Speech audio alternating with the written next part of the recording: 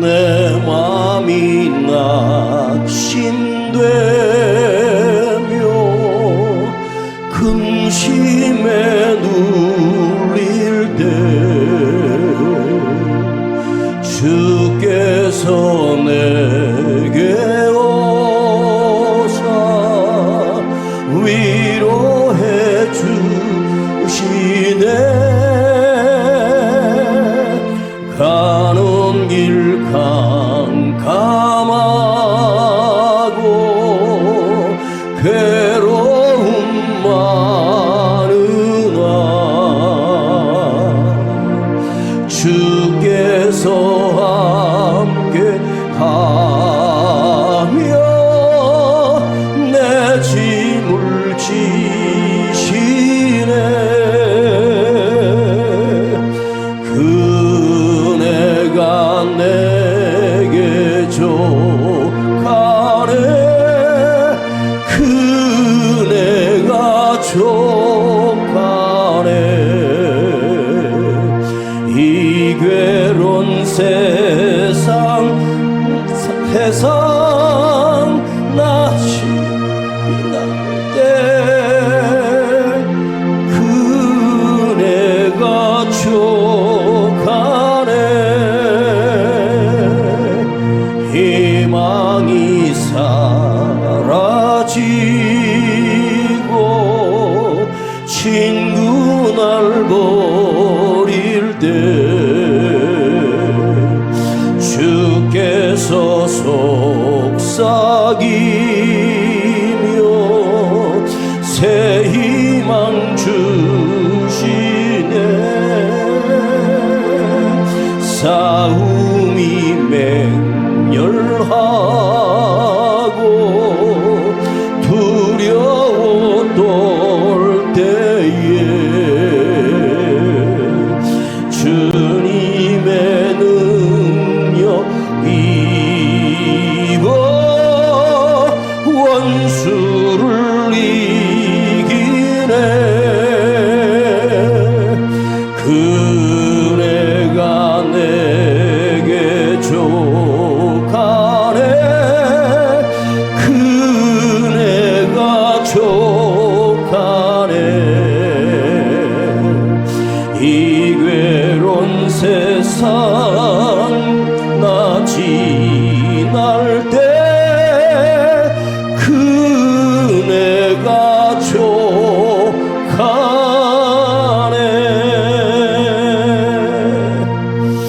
기도하겠습니다. 거룩하신 아버지 하나님, 수요밤에 우리를 또 불러주셔서 감사드립니다.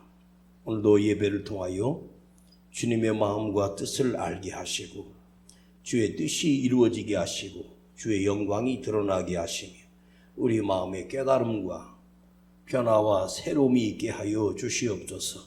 우리 주 예수 그리스도의 이름으로 간절히 기도하옵나이다. 아멘. 자, 우리 요한복음 우리 5장으로 넘어가겠습니다. 요한복음 5장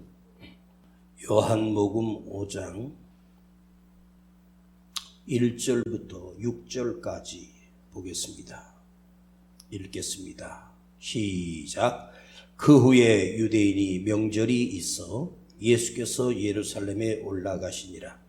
예루살렘에 있는 양문 곁 히브리 말로 베데스다라 하는 못이 있는데 거기 행각 5이 있고 그 안에 많은 병자, 소경, 절뚝발이, 혈기 마른 자들이 누워 물의 동함을 기다리니 이는 천사가 가끔 못에 내려와 물을 동하게 하는 동안 후에 먼저 들어가는 자는 어떤 병에 걸렸든지 낫게 되밀어라. 거기 38년 된 병자가 있더라. 예수께서 그 누운 것을 보시고 병이 벌써 오랜 줄 아시고 이르시되 내가 낫고자 하느냐. 이스라엘 왕 가운데 가장 태평성대를 누렸던 왕이 바로 솔로몬 왕입니다. 솔로몬은 그 왕 임기를 죽을 때까지 마치며 전쟁도 없었고 큰 고난도 없이 매일 잔치를 벌이며 그 성 안에서 점점점 호화로운 생활에 그 자신은 그 부귀영화에 취하여 자기 시간의 끝을 알게 되고, 그 지혜자였던 솔로몬 왕이 나이가 늙었을 때에 그가 고백한 말씀을 성경에 기록됐습니다. 헛되고 헛되고 헛되며 모든 것이 헛되도다. 전도서 1장을 기록하며 헛되고 헛되고 헛되며 모든 것이 헛되도다. 왕으로 부귀영화를 누린 사람이 자기 인생을 회상하면서 모든 것이 헛되도다라고 고백하는 걸 보면, 우리 같은 사람은 솔로몬이 누렸던 그 부귀영화의 근처도 가보지 못했을 것이로되 그 황제 또한 헛되고 헛되고 헛되며 모든 것이 헛되도다. 여러분, 인생이 무엇이라고 생각하십니까? 인생이란 나이를 먹는 것이 아니라 헛된 시간을 보내다가 헛되게 죽는 것이 인생이라는 거죠. 우리가 사람이 사는 연수를 말하고 일수를, 달수를 꼽지만 사실은 시간을 갉아먹다가 인생이 끝나는 것이 인생의 시간이고 모든 것이 헛되게 끝납니다. 시간이라고 하는 이 가치가 하루에 주어진 24시간의 1초 1분이 얼마나 소중한 시간이고 생명을 얻을 수 있는 기회와 생명을 경험하는 기회가 있는가, 아니면 생명을 경험하지 못한 채 망해버리는 인생으로 끝나는 죽음인가입니다. 그래서 사람의 가치는 그가 살면서 생명을 얻는 자가 되느냐, 죽음으로 멸망하는 자가 되느냐, 둘 중에 하나로 우리 인생이 끝나는 것입니다. 생명을 얻는다라고 하는 말은, 즉 우리가 80년을 살고 90년을 살았다고 해도 그 80년, 90년은 죽기 위한, 죽음으로 달려가는 죽음의 시간을 살았을 뿐이기 때문에 그가 아무리 황제나 권력이나 재벌이 된다고 해도 그 사람은 죽기 위하여 태어났다가 죽고 멸망하는 인생입니다. 그러나 생명을 얻는 가치는 내 속에서 나온 것이 아니라 주님으로부터 우리에게 주어지는 은혜의 선물입니다. 이 믿음이라고 하는 것을 우리가 갖게 되고 예수를 믿게 되었다는 것이 얼마나 복되고 거룩하고 가치 있는 일인지. 예를 들어 한 아이가 태어났습니다. 그런데 그 아이가 8살에 갑자기 교통사고로 죽었다고 합시다. 그렇게 죽는 아이들도 가끔 있습니다. 그 아이가 8살 나이에, 즉 초등학교 1학년을 다니는데, 그는 자기 스스로 뭔가 판단력을 가지고 살면서 그 아이가 다른 것은 몰라도 주일학교 교회에 나와서 예수님을 영접했고 예수님을 믿게 되었고 예수님이 하나님이심을 믿게 된 아이였습니다. 그는 고작 8년을 살다가 예수를 믿고 죽었기 때문에 그의 8년의 가치는 생명의 가치가 되는 거예요. 그러나 어떤 인생이 80년을 살았다고 합시다. 그 아이가 8년을 사는 것보다 10배를 더 넘게 살았지만 자기 욕망과 자기 성공을 이루기 위해 발버둥 치다가 죽었다면 그 사람의 얻은 가치는 죽음의 가치요 멸망의 가치로 끝나는 거예요. 자, 죽음의 시간을 살던 솔로몬, 부귀영화를 누렸지만 그 시간은 죽음의 시간이었습니다. 나중에 솔로몬이 하나님께 돌아왔는지 돌아오지 않았는지는 알 길이 없지만 성경에 그가 기록했던 성경들을 보면서 그가 기록했다고 해서 그의 고백이라고도 할 수 없고 그의 믿음이라고 할 수는 없는 거예요. 내가 쓴 일기장이라고 해도 그것이 진리인지 진실인지는 알 수가 없는 거예요. 멋진 글을 쓰고 멋진 소설을 썼다고 해서 그 사람이 그 가치가 되는 건 아니에요. 그 사람이 멋있는 말을 했다고 해서 그 사람이 멋있는 사람이 되는 건 아니에요. 그런데 솔로몬이 전도서에서 이렇게 고백하고 있습니다. 자기 스스로 하나님 앞에 고백합니다. 뭐라고 다윗이 고백합니까? 천하에 범사가 때가 있나니. 인간이 할 수 있는 시간도 기한이 있고 범사의 때가 있다. 천하에 범사가 있고 기한이 있고 모든 목적이 이룰 때가 있나니.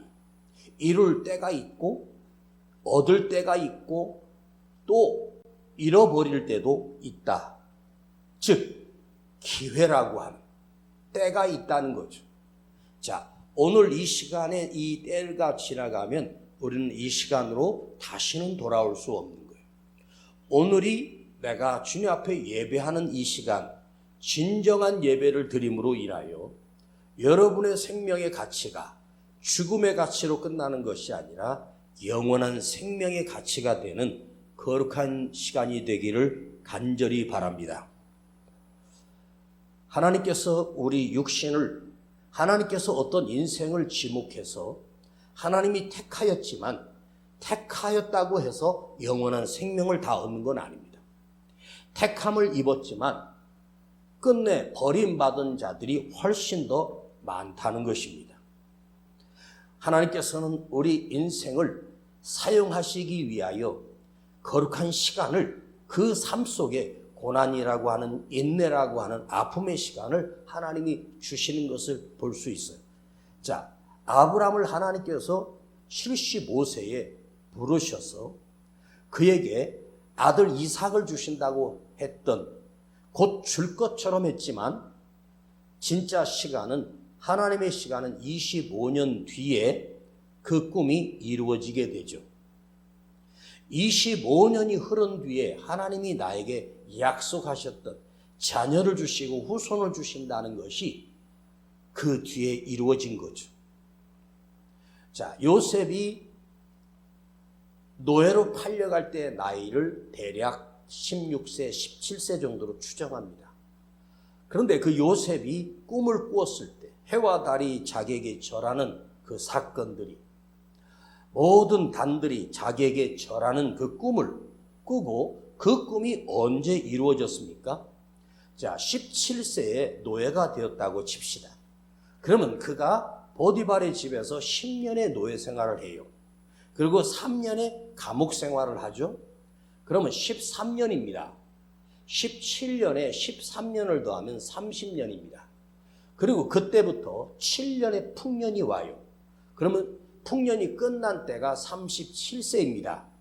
그리고 형들이 곡식을 가지러 애굽 땅에 온 때가 아마 흉년 후에 1년 정도 뒤라면, 요셉이 17세에 꾸었던 그 꿈은 자기 형들이 자기에게 와서 절하고 온 천하가 자기에 와서 엎드리는 그날이, 그 꿈이 이루어진 때는 그의 나이가 38세라고 한다면 여러분 얼마나 많이 걸렸습니까?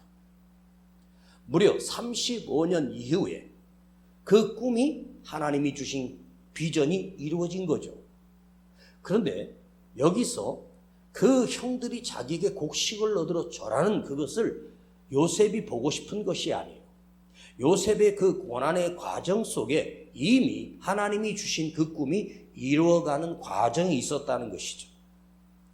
어떤 과정이 있었습니까? 그 고난의 시간 동안 요셉은 변함없이 살아계신 하나님을 의지하며 살았고, 매일 그 꿈을 꾸며 그 꿈을 믿으며, 그 현실은 노예요, 현실은 감옥이었지만 주님만 바라보는 믿음의 사람으로 살았다는 것이 중요합니다. 그저 이제 끝났다, 개꿈이었네, 그리고 지 마음대로 살았다면 요셉은 결코 성경에 존재하는 인물이 아닙니다. 모세가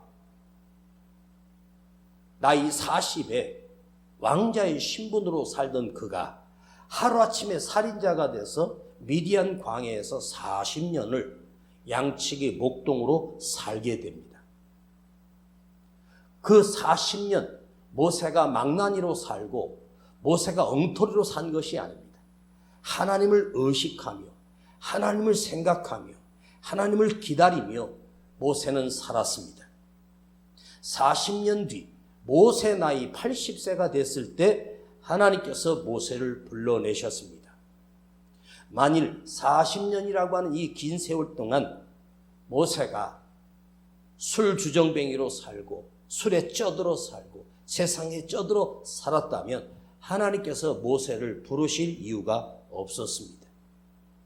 그 40년, 38년, 때로는 아브라함에게 25년이라고 하는 긴 세월, 그 긴 세월 동안 아브라함은 하나님 말씀하신 대로 따라서 가라면 가고 서라면 서며 오직 하나님의 음성을 들으며 하나님께 번제를 드리며 제사를 드리며 예배를 드리며 하나님을 신뢰하며 살았다는 것입니다.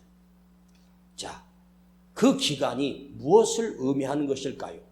그 시간이 실패한 시간이 아니라 고생하고 고난의 시간이 아니라 하나님께서 그들을 만들고 빚으시는 거룩한 시간이었습니다. 그 시간을 거치지 않았으면 위대한 모세는, 위대한 요셉은, 위대한 믿음의 사람 아브라함은 존재할 수가 없었다는 거예요. 이것이 참 중요한 거예요.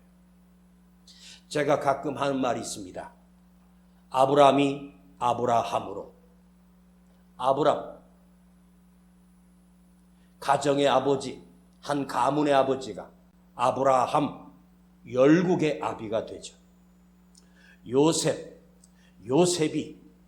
요셉이 되기까지, 요셉이 진짜 요셉이 되기까지, 사울이 바울 되기까지 수많은 시간이,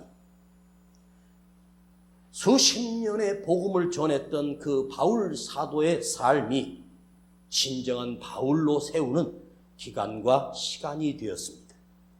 그렇게 하나님의 시간을 거쳤던 사람의 특징이 하나 있습니다. 자기 자신도 영원한 생명을 얻었고 그를 만났던 다른 사람 또한 그의 삶을 통해서 수많은 사람을 변화시키는 영적인 도구로 쓰임받았다는 사실입니다. 인내의 시간, 고난의 시간, 하나님이 만들어 가시는 시간, 이 시간이 없으면 인생은 절대로 바뀌지 않는다는 것입니다. 성경은 길이 참으라, 인내하며 기다리라, 너희는 하나님의 뜻을 행하며 순종하며 약속하신 것을 끝까지 인내하며 기다리라. 이것이 하나님의 말씀입니다. 참고 또 참고 인내하라. 하나님이 약속하신 것을 받기 위해서는 반드시 무엇이 필요합니까? 노력이 아니라 참아내는 인내, 견뎌내는 믿음, 그 인내가 있어야 합니다. 회피하고 도망가는 인내가 아닙니다. 도망가 버리면 인내가 아닙니다. 내가 내 환경을 스스로 한번 바꿔보려고 아닙니다. 고난을 안고 감당해내고 견디며 믿음을 끝까지 지켜가는 자에게 하나님께서 인내의 선물로 하나님이 거룩하게 그 인생을 사용하신다는 것을 잊지 않기를 바랍니다. 저는 오늘 이 말씀을 묵상하면서 어떤 생각을 했냐. 내 나이가 이제 죽을 때가 다 됐는데 내가 이제 살 만큼 살았는데 아니다. 하나님은 나를 아직도 만들어가고 계신다. 아직도 나를 빚어가고 계신다는 사실을 생각하며 오늘 내게 주어진 하나님의 일들을 신실하게 내가 감당하고 말씀을 준비하고 기도하며 이 하나님께서 주신 거룩한 직분을 감당하는 것만이 내게 맡겨주신 인내의 시간입니다. 자, 모세가 이스라엘 백성을 40년 동안 광야로 인도할 때 모세는 하나님 손에 붙들려 모세가 이스라엘 백성을 구원해내는 지도자가 돼서 그들을 광야를 40년을 통과하는 그 시간을 보십시오. 어느 한순간도 모세가 백성들로부터 돌팔매질을 안 당했던 적이 있었습니까? 그들은 모세를 자기 지도자로 인정하지 않고 스스로 자기들이 다시 애굽으로 돌아가겠다고 했던 족속들이 있었습니다. 길이 힘들다, 물이 없다 핑계를 대며 모세를 늘 원망하고 모세를 돌을 들어 치려고 한 적이 한두 번이 아닙니다. 그러면 40년 하나님 손에 쓰임받고 있던 그 모세 40년의 시간이 모세가 단 하루라도 편히 잠들 수 있는 시간이 있었겠습니까? 하나님 도구로 쓰임받는 그 시간 또한 모세 또한 단련되어 가고 있었고 연단되어 가고 있었고, 그럼에도 불구하고 모세는 꽃을 본 것이 아닙니다. 요셉이 총리 대신이 되어 그 온 세상을 통치하는 지도자가 되었다고 했을 때도 요셉은 풍년 때보다 오히려 흉년의 7년 동안 요셉은 매일같이 남은 곡식을 숫자를 헤아리고 어디 뒤로 빼돌리는 일들이 얼마나 많았겠습니까? 그런 것들을 관리할 때 요셉이 얼마나 하루가 바쁜 삶을 살았겠습니까? 그 남은 곡식과 사람의 입의 숫자를 헤아려서 하루에 얼마의 곡식을 주고 이것만 먹고 조금 더 절제하며 그 7년의 흉년을 견딘다는 건 쉬운 일이 아닙니다. 지금 밖에 비가 막 장대비가 쏟아지고 있습니다. 그런데 이 비를 맞으며 횡단보도를 건너면서 우산을 받치고 와도 그냥 비가 다 쳐들어오니까 제 바지가 절반 이상이 다 젖어버렸고 신발이 다 젖어버렸습니다. 그런데 이 비가 얼마나 감사한 비예요. 이 비가 오지 아니하면 우리나라는 지금 망해버립니다. 지금 이 비가 얼마나 큰 복인지 몰라요. 전국에 지금 다 비가 오고 있어요. 무더위가 식혀지는 것뿐만 아니라 논에 벼가 자라는, 밭에 곡식이 자라는 이 풍성한 비는 하나님이 우리 민족을, 이 나라를 사랑하시기 때문에 그 축복의 소낙비를 내려주고 계시는 거예요. 자, 오늘 본문은 제가 하도 많이 설교한 내용이라 여러분이 다 알고 있는 말씀입니다. 베데스다 연못에 수많은 병든 자가 있었어요. 6월절 절기에 갈릴리에서 그 멀리까지 오신 주님께서 그 명절 6월 절기가 중요한 것이 아니라 베데스다 연못으로 찾아가셔서 단 한 사람을 만나주시는 장면입니다. 그것은 이스라엘 온 땅에 병 낫기를 원하는 사람들은 다 모였습니다. 지금같이 의료시설이 좋을 때 그때는 의원도 무슨 배움도 없고 돌팔이 의사가 얼마나 많았겠습니까? 그러니까 사람이 병들면 다 죽는 거죠. 그 병든 사람들이 그 베데스다 연못에 빙 둘러 물이 통하기를 기다리고 있었다면 여기에 수많은 사람들이 모였다고 하는 것은 헬라어로 보면 많다라고 하는 의미가 수백에서 수천 단위를 의미하는 거예요. 그러니까 그 베데스다 연못에 최하 300에서 1000명 이상이 그곳에 병든 사람들이 모여있는 연못이 바로 베데스다 연못입니다. 그런데 그 수많은 사람의 틈을 헤치고 우리 주님이 저 끝에 자리를 펴고 누워서 숨만 쉬고 있는, 무려 그곳에 온 지가 38년 동안이나 중한 병에 걸린 한 사람을 찾아오시는 장면입니다. 거기에 온 사람 치고 나아서 가기를 원하지 않는 사람이 어디 있겠습니까? 물이 동해서 누군가가 나았다라고 하는 소문은 무성하지만 확실하지 않습니다. 천사가 내려와서 물이 움직이는데 그때 제일 먼저 들어가는 사람은 병이 낫는다입니다. 그리고 제일 먼저 들어갔던 사람이 확인도 안 하고 내가 제일 먼저 들어갔으니까 나는 나았다고 하면서 돌아가는 사람들도 있었을 것입니다. 1년에 한 번, 많으면 3번, 많으면 5번 1년에 물이 온천처럼 물이 통할 때 제일 먼저 들어가는 사람이 낫는다는 곳이 바로 베데스다 연못입니다. 베데스다라고 하는 말은 주님의 은혜가 있는 집, 주의 은혜가 머무는 곳, 이곳이 베데스다의 뜻이에요. 예수님의 은혜가 머무는 곳입니다. 그런데 그 예수님의 은혜가 있는 그 집에 진짜 주님이 오신 거예요. 만일 그것이 진짜 예수님의 은혜가 있는 연못이라면 예수님이 오실 필요가 없습니다. 만일 그곳이 진짜 주님의 은혜가 있는 곳이라면 누구든지 그 못에 들어가면 다 나아야 됩니다. 왜 거기다 단서를 답니까? 제일 먼저 들어가는 사람입니까? 이건 이상하지 않아요? 근데 이 38년 동안 중한 병든 사람은 물이 동하는 것을 눈으로 바라볼 뿐, 다른 사람들이 들어가는 것을 바라볼 뿐, 자기 자신은 단 한 번도 기어가서 엉금엉금 기어갔지만 이미 다 끝났습니다. 몇 번이고 38년 동안 얼마나 수십 번, 수백 번, 얼마나 많이 실패하고 좌절해서 누워있고 점점 몸은 병들어서 이제 죽음을 기다리는, 숨만 쉬고 사는 사람입니다. 이 사람의 이야기를 해보고 싶은 거예요. 이 사람이 우리 자신이라고 생각해보고 한번 말씀을 들어봤으면 좋겠습니다. 이 38년 동안 누워있는 사람이 나 자신이다라고 한번 생각하고 이 말씀을 한번 들어보세요.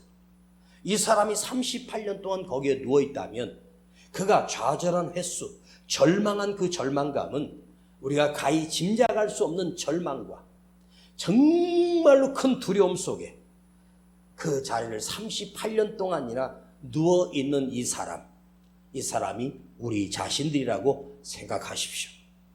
어느 분이 갑자기 저벅저벅 걸어 수많은 사람을 해치고 자기 누운 곳에 그 옆에서 그분이 서셔서 내가 낫고자 하느냐 물으시는 거예요. 그분이 누구인지 몰라요. 그런데 그분이 누구셨느냐? 바로 이 베데스다의 주인 되시는 하나님이셨습니다. 그분이 하나님의 아들 예수님이셨습니다. 그분이 그에게 찾아오셨을 때 그는 그 자리에서 벌떡 일어나 그가 예수님이 내가 낫고자 하느냐? 선생님, 물이 동할 때요, 누가 나를 못에 넣어줄 사람이 없어서 내가 단 한 번도 들어간 적이 없어요.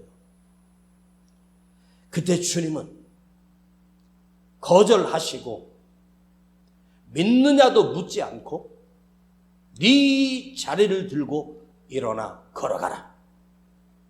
그 한마디에 그 사람은 38년 동안 누워있던 사람이 그 자리에서 벌떡 일어나 자기가 38년 동안 누워있던 그 자리가 얼마나 썩고 냄새난 곳이었습니까? 그것을 스스로 정리하고 벌떡 일어나 돌아가게 됩니다. 이 사건 때문에 예수님이 십자가에 죽게 되는 사건이 여기서 시작돼요. 유대인들이 꼬투리를 잡아 안식일에 이 일을 행했다고 해서 예수님을 죽이기 위하고 그 부모를 찾아가, 그가 누구였냐니까 부모도 본 적이 없다는 거예요. 본인에 찾아가서 누가 너를 그렇게 일어나게 했냐? 너 베데스다의 유명한 병든 자인데 다른 사람은 어떻게 낫는지 몰라. 너는 절대로 여기서 살아나가지 못할 사람인 줄 알았는데 네가 벌떡 일어나 건강한 모습을 보면 너무너무 신기한 거예요. 본인에게 물어봤더니 자기도 모른대요. 여기 쭉 5장을 읽어보면 다 나와요. 다음에 하기로 하고요. 이 병든 자가 그 연못에 들어가서 나음을 입은 것이 아니에요.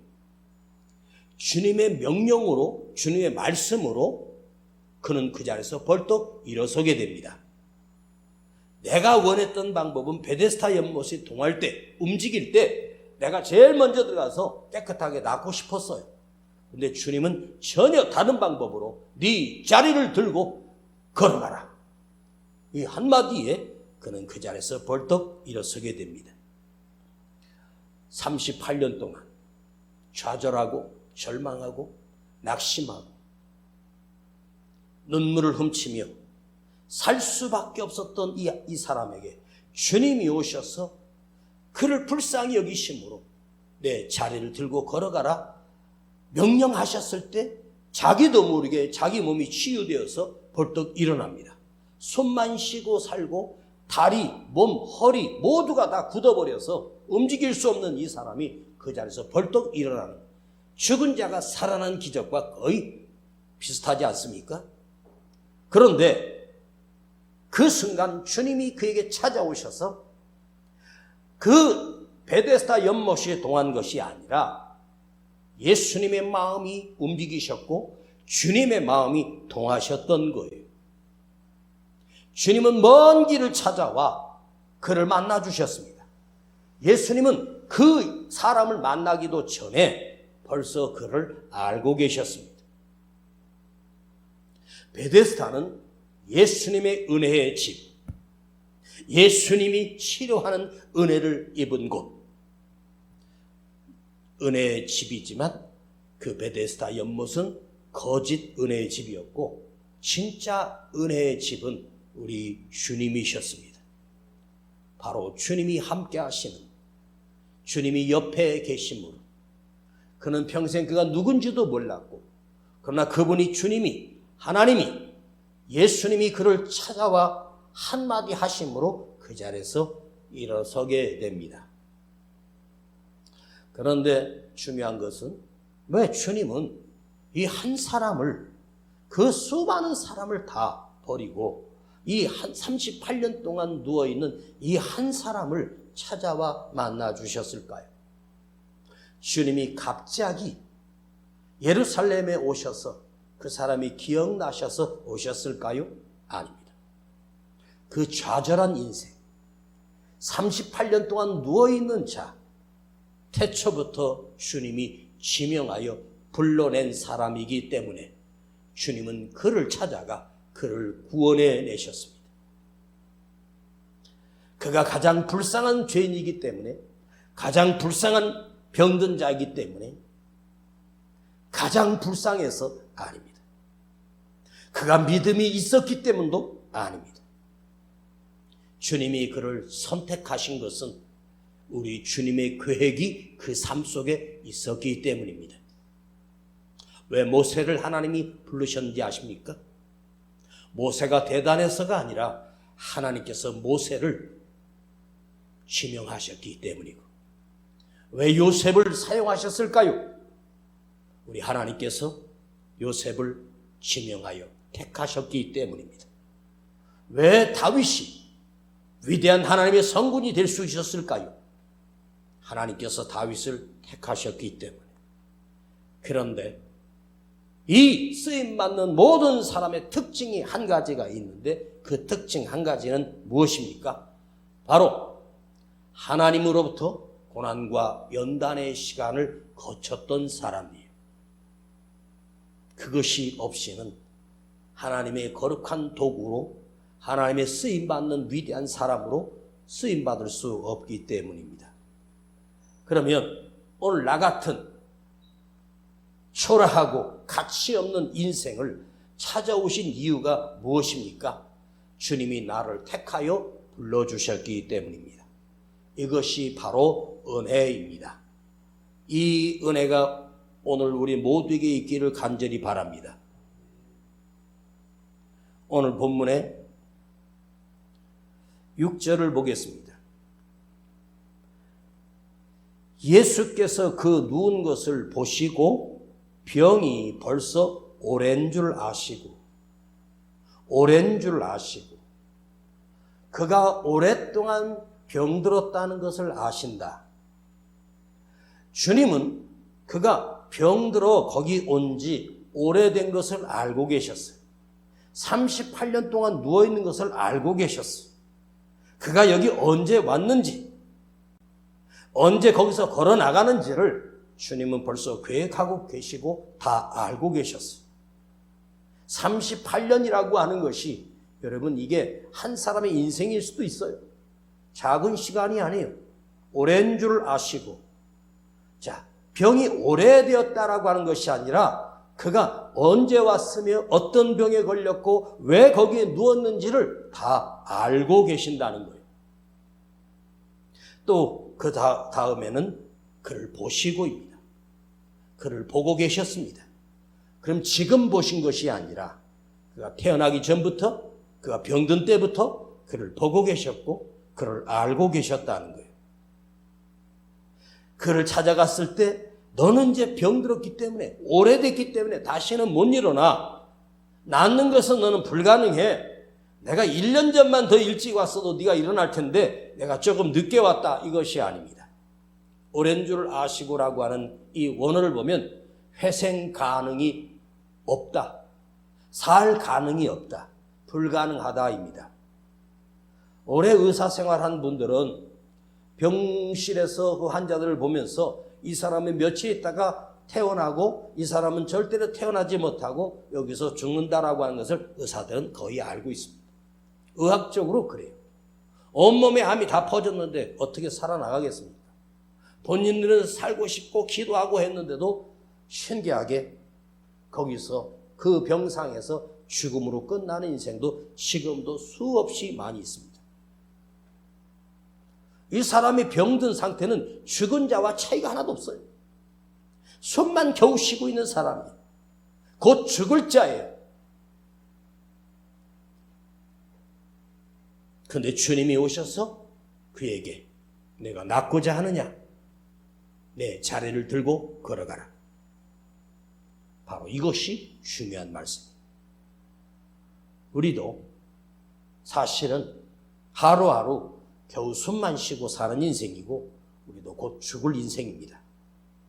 나를 아시고 나의 병을 아시고 나의 약함을 주님은 알고 계십니다. 내가 오랫동안 고통 속에 있음을 알고 계십니다. 모세를 떨기나무 가운데서 모세를 부르실 때도 하나님은 모세는 끝났다는 것을 알고 찾아오셨습니다. 그리고 모세를 불렀습니다. 그 나이 80세에 아무것도 할 수 없는 숨만 쉬고 사는 모세에게 하나님의 위대한 능력의 도구로 그에게 힘과 지혜와 능력과 하나님의 권세를 주셨고 그 손을 통하여 놀라운 기적이 일어나고 홍해가 갈라지고 반석이 쪼개져 생수가 터지는 역사가 모세를 통하여 하나님이 그 일을 이루셨습니다. 우리 무능한 것을 다 아십니다. 숨만 겨우 쉬고 살고 있는 것을 우리 주님은 나를 알고 계십니다. 저는 주님께 이걸 묻고 싶어요. 왜 주님 거기 수백 명의 많은 사람들의 수많은 병든 자를 다 외면하시고 왜 이 사람을 찾아가셨습니까? 이 한 사람만 만나셨습니까? 주님의 답은 뭔지 아세요? 그 권한은 나에게 있어. 선택은 나에게 있는 거예요. 여러분 주님이 이 땅에 오셔서 수많은 병든 자를 만나셨고 그 병든 자를 고치시고 자기 몸 많아서 우리 딸이 귀신 들렸다고 하고 자기 몸 많아서 우리 종이 지금 죽어가고 있다고 그런 사람도 가라! 그가 살았다 하면 살았어. 못 고칠 질병이 없으신 분입니다. 무덤에 장사된 지 나흘이 지나 이미 시체가 다 썩었는데 무덤에 가서 돌을 옮겨 놓으라고 하시고 나사로에 일어나라 나사로에 나오느라 했을 때 나사로가 나왔습니다. 그분이 바로 하나님이시기 때문입니다. 그러면 나사로가 그 돌무덤에 갇혔던 시신이 몇 구나 됐을까요? 그 온 동네 사람들이 공동을 쓰던 묘니까 거기에 조상들로부터 수많은 유골들이 수많은 뼈들이 뒹굴고 있는 곳이에요. 그런데 나사로만 주님이 살려냈습니다. 왜요? 그건 나의 선택이야. 내가 너를 택하였기 때문이야. 참 신기하죠. 오늘 여러분 이 사람이 나라고 생각하면 왜 수많은 사람 중에 이 성남에 그렇게 많은 사람 중에 오늘 밤 우리 몇 사람만 불러서 이 말씀을 듣게 하실까요? 주님의 마음입니다. 주님의 선하신 뜻입니다. 주님의 결정입니다. 주님이 우리를 불러주셨기 때문입니다. 베데스다는 이름만 그럴듯하게 주님의 은혜가 있는 집이라고 하셨지만 그 물이 통할 때 제일 먼저 들어가는 사람이 낫는다고 하면 가장 건강한 사람이 들어가서 낫는 곳이 그 물이 수천 번 수만 번 통한다고 한들 그 사람들의 질병이 치료된 사람은 있었을까? 저는 없었다고 단언합니다. 주님의 마음이 베데스다입니다. 주님의 마음이 움직이면 됩니다. 오늘 나를 향하신 주님의 마음이 움직이시면 나의 진정한 베데스다는 예수님입니다. 주님이 진정한 베데스다가 되어주셨고, 주님이 마음이 움직이셨을 때 38년 동안 가치 없는 인생을 주님이 일으켜 세우셨습니다. 그 수많은 사람 중에 왜 한 사람만 살리셨을까? 그 한 사람이 바로 나였기 때문입니다. 그 한 사람이 우리 모두였기 때문입니다. 하나님이 우리를 예정하신 이 마지막 시대, 예배하는 자와 기도하는 자가 귀하고 참으로 찾아보기 힘든 세상에 오늘 이 비를 뚫고 나온 여러분, 이 베데스다 연못에 누워있던 이 병든 자는 바로 나 자신임을 깨닫고 주님 앞에 감사하며 거룩하게 쓰임받는 거룩한 인생이 되기를 간절히 축복합니다.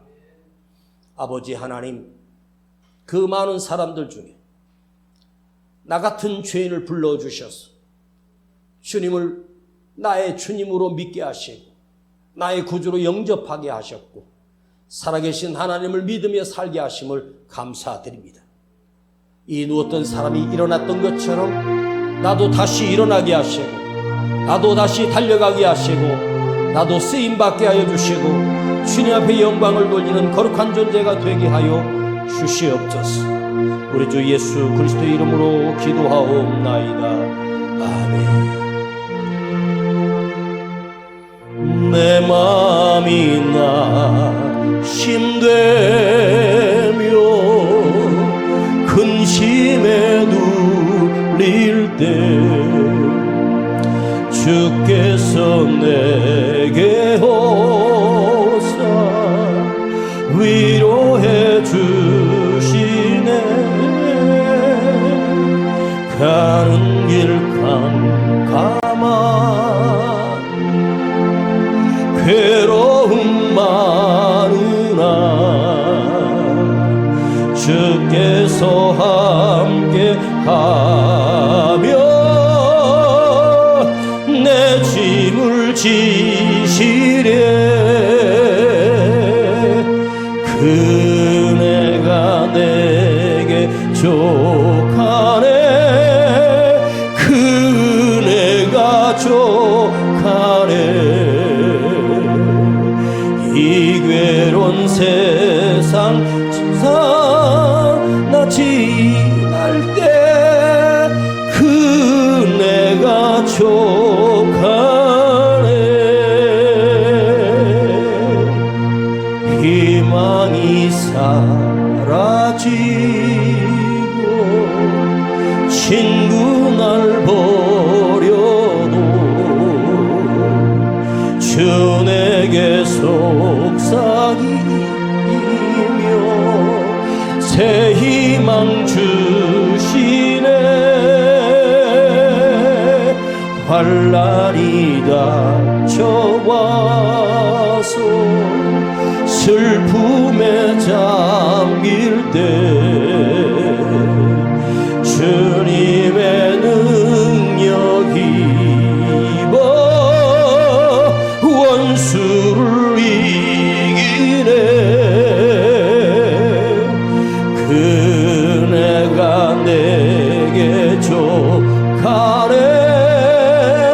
그네가 족하네. 이 괴로운 세상 지날 때 그네가 족하네. 우리 안에도 주의 은혜가 있게 하시고 주의 사랑이 머물게 하시고 주님이 나를 택하여 주심을 믿으며 힘들고 어려운 삶을 살아가지만 매일매일 주님을 기다리며 주님을 의지하는, 주님만 바라보며 사는 나의 거룩한 삶이 되게 하여 주시옵소서. 끝까지 날 버리지 아니하시고 찾아오시는 사랑의 주님을 우리는 믿으며 사십시다. 주여 부르고 기도합니다. 주여.